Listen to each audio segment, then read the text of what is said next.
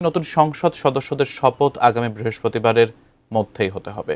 প্রধান নির্বাচন কমিশনার নতুন সংসদ সদস্যদের শপথ পড়ালে সংবিধান অনুযায়ী মঙ্গলবারের আগে শপথ হচ্ছে না। আন্তরিক স্বাগত জানাচ্ছি। সংবিধানে নতুন সংসদ সদস্যদের শপথ পড়ানোর দায়িত্ব আগের সংসদের স্পিকারের, কিন্তু এর আগের সংসদের স্পিকার ডক্টর শিরীন শারমিন চৌধুরী 2024-এর গণঅভ্যুত্থানের পরপরই রাষ্ট্রপতি বরাবর পদত্যাগপত্র পাঠিয়ে দেন এবং রাষ্ট্রপতি তার পদত্যাগপত্র গ্রহণ করেন। 2024 সালের 2 সেপ্টেম্বর এ সংক্রান্ত গেজেটও প্রকাশ হয়।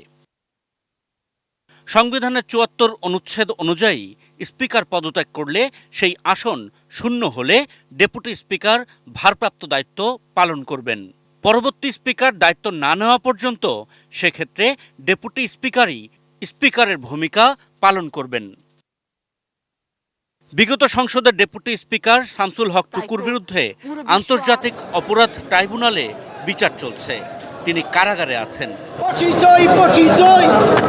সেক্ষেত্রে তাকে মুক্তি দিয়ে শপথ পড়ানোর সাংবিধানিক সুযোগ আছে, কিন্তু জুলাই গণঅভ্যুত্থানে পতন হওয়া আওয়ামী লীগের কারো কাছে নতুন সংসদ সদস্যরা শপথ নেবেন কিনা এই প্রশ্ন সামনে এসেছে।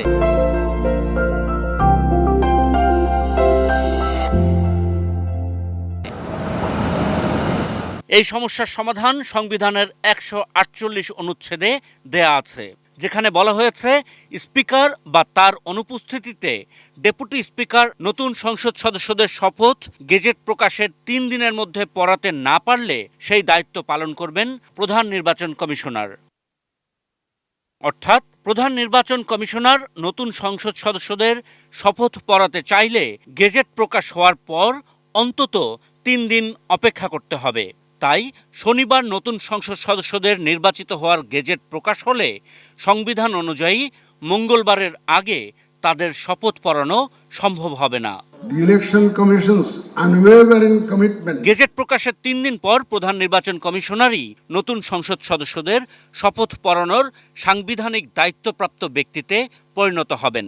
তবে তাকেও শপথ পড়াতে হবে পরের 3 কার্যদিবসের মধ্যেই। তাই শনিবার গেজেট প্রকাশ হলে নতুন সংসদ সদস্যদের শপথ গ্রহণ মঙ্গলবার থেকে বৃহস্পতিবারের মধ্যেই হতে হবে। Ashikur Rahman Apu, ATN news, Dhaka.